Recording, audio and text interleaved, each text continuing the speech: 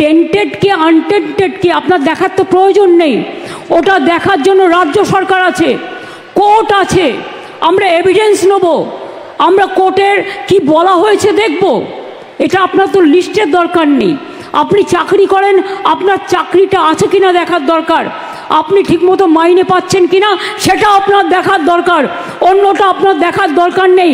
ওটা সেটা এমন কোনো কিছু করা উচিত নয় যেটা আপনাদের রিভিউ পিটিশনকে দুর্বল করে।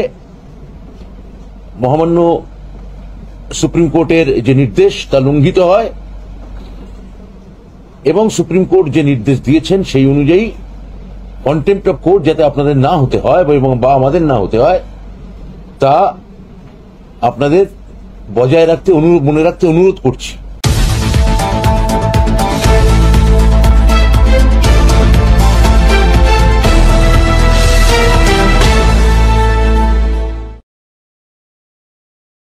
বাংলায় কয়েকটা লোক আছে আপনারা জানেন, টিচারদের চাকরি খাওয়ার জন্য, গভর্নমেন্ট সার্ভিস খাওয়ার জন্য, যে কোনো ব্যাপারে কথায় কথায় জনগণের কাজ করে না, ওদের ভোট চাই না, ওরা কোর্টে গিয়ে শুধু পিল খায় আর পিল করে, পিআইএল করে করে বাংলার সর্বনাশ করছে। এর জন্য কোর্ট দায়ী নয়, দায়ী যারা যারা মুখে কথা বলে বড় বড়, যারা কোনোদিন কিছু মানুষের জন্য করে না। আমরা চাকরি দেব আর ওরা চাকরি খাবে। আমি পরিষ্কার বলছি, শিক্ষক শিক্ষিকারা যারা বসে আছেন গতকাল থেকে, কেন বসে আছেন এই গরমের মধ্যে কষ্ট করে? আপনারা স্কুলে যান। আমি তো আপনাদের বলেছি, সুপ্রিম কোর্টে আপনাদের টাকা বন্ধ করে দিয়েছিল, চাকরি বাতিল করে দিয়েছিল, কিন্তু আমরা তো রিভিউ পিটিশন করেছিলাম এবং তাতে তো আমরা বলেছি যে আপনারা মাইনে পাবেন এবং সিস্টেম অনুযায়ী মাইনে আপনাদের কাছে চলে যাবে। এর জন্য কারো প্ররোচনা দেওয়ার দরকার নেই, দাঙ্গা করার দরকার নেই, উত্তেজনা করবার দরকার নেই। আর গ্রুপ সিডি যেটা বাতিল হয়েছে, আমরা আইনজীবীদের সাথে পরামর্শ করে বাদবাকিটাও আমরা নিশ্চয়ই আবার দরকার হলে রিভিউয়ে যাব, এইটুকু বিশ্বাস আমাদের উপর করতে পারেন। যারা আপনাদের চাকরি খেয়েছে তাদের উপর ভরসা করবেন না, যারা চাকরি ফিরিয়ে দিয়েছে তাদের উপর ভরসা করুন, আর যারা আগামী দিনও ফিরিয়ে দিতে পারে তাদের উপর ভরসা করুন। আইন আমাদের মানতে হয়, আইন মেনে চলতে হয়, আবার আইনে মনে রাখবেন আইনও যেমন আছে, আইন আবার পথও খুলে দেয়। সুতরাং আপনাদের চিন্তা করার কোনো কারণ নেই। আমি তো নিশ্চয়ই চাইব না আমার রাজ্যে বেকার বাড়ুক। এরা কারা আমি জিজ্ঞেস করতে চাই। একবার ভাবতে লজ্জা করছে না যে মানুষের চাকরিগুলো কারার আগে তার একটা পরিবার আছে, তার সন্তান আছে, সে বাড়ি করেছে, ব্যাংকের লোন নিয়ে কি করে শোধ করবে? একবার চিন্তা করে দেখবেন না? রাজনীতি করতে গেলে শুধু দানবিক মুখ, মানবিক মুখটা কোথায় যাবে? মানবিক মুখের আজকে সবচেয়ে বেশি প্রয়োজন। আর শিক্ষক শিক্ষিকারা আমি বলি, আপনারা নিশ্চিন্তে স্কুলে গিয়ে ক্লাস করুন, আপনাদের মাইনে নিয়ে ভাবতে হবে না। আইনের মধ্যে থেকেই রাজ্য সরকার আপনাদের কাজ করে দেবে। আপনি এ না বি এটা কোর্ট ঠিক করবে, আমরা নই। কিন্তু আপনাদের মনে রাখতে হবে, যে যেখানে চাকরি করছেন চাকরিতে ফিরে যান। টাকা কিন্তু ওই যারা আপনাদের ওস্কাচ্ছে তারা দেবে না, মাইনে কিন্তু গভর্নমেন্ট দেবে। আমি গতকাল সন্ধ্যে থেকে কমপক্ষে 10 বার ফোনে কথা বলেছি। আমি কলকাতায় থাকলে হয়তো 1 সেকেন্ডে মিটিয়ে দিতে পারতাম, কিন্তু যেহেতু আমি মিদনাপুরে আছি, আমি রাত 12টা পর্যন্ত কথা বলেও দেখছি কেউ কেউ রিজিড আছে যে টেন্টেড আনটেন্টেড লিস্ট বের করতে হবে।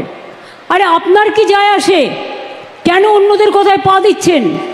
টেন্টেড কি আনটেন্টেড কি আপনার দেখার তো প্রয়োজন নেই। ওটা দেখার জন্য রাজ্য সরকার আছে, কোর্ট আছে, আমরা এভিডেন্স নেব, আমরা কোর্টের কি বলা হয়েছে দেখব। এটা আপনার তো লিস্টের দরকার নেই। আপনি চাকরি করেন, আপনার চাকরিটা আছে কিনা দেখার দরকার, আপনি ঠিকমতো মাইনে পাচ্ছেন কিনা সেটা আপনার দেখার দরকার, অন্যটা আপনার দেখার দরকার নেই। ওটা আমাদের ওপরে ছেড়ে দিন। মনে রাখবেন, ইউপিতে 69,000 লোকের চাকরি গেছিল বিজেপি সরকার থাকাকালীন। কেউ ফিরে পায়নি। আমি তো আপনাদের বলছি আপনারা ফিরে পাবেন। আমরাই তো আপনাদের কোর্টে গিয়ে আপনাদের হয়ে ফাইট করে অ্যালাউ করেছি। ত্রিপুরায় 10,000 লোকের চাকরি চলে গিয়েছিল, কোর্ট বাতিল করে দিয়েছিল। বিজেপি সরকার বলেছিল ক্ষমতায় এসে ফিরিয়ে দেবে। আজ পর্যন্ত 7 বছর হয়ে গেল, ফেরায় তো নি। উপরন্তু তাদের মাথায় লাঠি মারা হয়েছে। আমাদের সরকার কিন্তু তা নয়।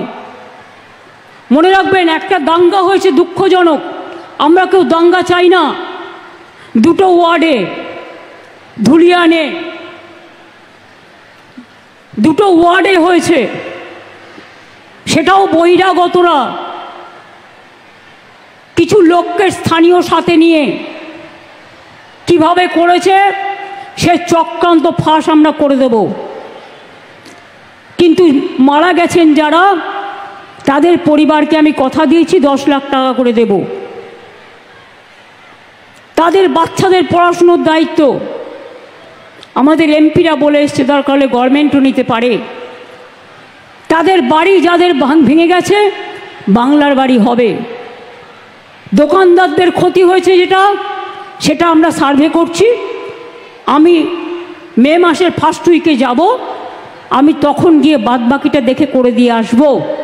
এইটুকু ভরসা আপনারা করতে পারেন, এইটুকু আপনারা নিশ্চিন্ত থাকতে পারেন। আপনারা জানেন যে মাননীয় মুখ্যমন্ত্রী সম্পূর্ণভাবে চাকরিহারাদের পাশে রয়েছে এবং তার নির্দেশে চাকরিহারাদের স্বার্থে রাজ্য সরকারের আমাদের বিদ্যালয় শিক্ষা দপ্তর সর্বক্ষণ কাজ করে চলেছে। আজকেও মুখ্যমন্ত্রী তার সভা থেকে বলেছেন যে চাকরি আমরা দিয়েছি, কারা চাকরি খেয়েছে আপনারা জানেন। আমি যেটা এখানে প্রথম দিন বলেছিলাম যে আমরা না হয় এই কেসটায় সুপ্রিম কোর্টে হেরেছি, কিন্তু জিতলো কারা? এই প্রশ্নের উত্তর আপনারা যদি দিতে পারেন ভালো হয়। যে এই কেসটা তো হারলাম সুপ্রিম কোর্টে, তাহলে জিতলো কারা? সেটা জানেন সবাই কারা জিতেছে, আমি আর সেটা বলছি না।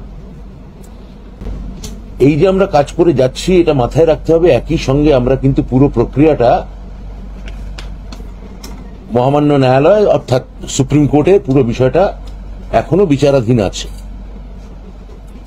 আমরা এটাও জানিয়েছি আপনাদের মাধ্যমে যে দ্রুত আমরা রিভিউ পিটিশনে আমরা যাচ্ছি, অর্থাৎ আইনি প্রক্রিয়া এখনো চালু তথা লাগু আছে এবং আমরা সুপ্রিম কোর্টের মহামান্য বিচারপতিরা যে নির্দেশ দিয়েছেন তা আমরা অক্ষরে অক্ষরে পালন করতে আমরা বিশেষভাবে দায়বদ্ধ।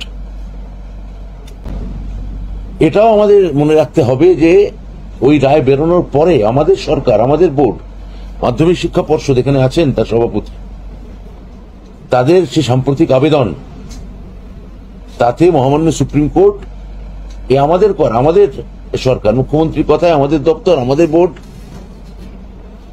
আবেদন করেছিলেন এবং তার জন্য ইতিমধ্যে সুপ্রিম কোর্ট 31শে ডিসেম্বর 2025 পর্যন্ত উপযুক্ত শিক্ষকদের কাজ চালিয়ে যাওয়ার জন্য ইতিমধ্যেই বলেছেন।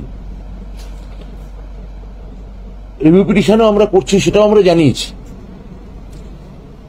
তাই যেটা এমন কোনো কিছু করা উচিত নয় যেটা আপনাদের রিভিউ পিটিশনকে দুর্বল করে। মহামান্য সুপ্রিম কোর্টের যে নির্দেশ তা লঙ্ঘিত হয় এবং সুপ্রিম কোর্ট যে নির্দেশ দিয়েছেন সেই অনুযায়ী কন্টেম্প্ট অফ কোর্ট যাতে আপনাদের না হতে হয় এবং বা আমাদের না হতে হয় তা আপনাদের বজায় রাখতে মনে রাখতে অনুরোধ করছি। এটাও বলছি যে তারা সুপ্রিম কোর্ট যে রায় দিয়েছেন 31শে ডিসেম্বর পর্যন্ত, আমি আপনাদের সেই উপযুক্ত শিক্ষকদের বলছি তাদের স্কুলে যোগদান করতে আমি অনুরোধ করছি। বেতনের কথা মুখ্যমন্ত্রী আজকে বলেছেন, আমাদের দপ্তর এই নিয়ে কাজ করে যাচ্ছে এবং আমি আবার বলছি যে নিশ্চিত করার দায়িত্ব আমরা নিচ্ছি।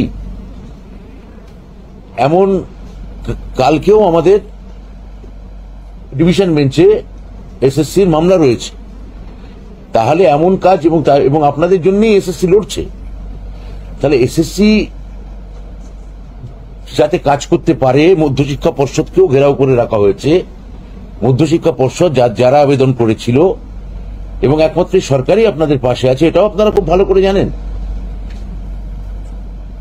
তারপরেও যাতে আপনারা যাতে কাজ করেন এবং আমাদের সঙ্গে সম্পূর্ণ সহযোগিতা করেন। এবং এমন কোনো আমরা প্রথম দিনেই বলেছিলাম যে আমরা যা কাজ করব তা আমরা লিগ্যাল কনসালটেশন নিয়ে করব, আইনি পরামর্শ নিয়ে করব। তো আমরা প্রত্যেকটা ধাপ আইনি পরামর্শ অনুযায়ী এগোচ্ছি। আমাদের কাজ আমাদের করতে দিন, আপনারা কি আপনাদের কাজ করুন, এইটাই আপনাদের কাছে আমাদের স্বনির্বন্ধ এবং বিনীত অনুরোধ।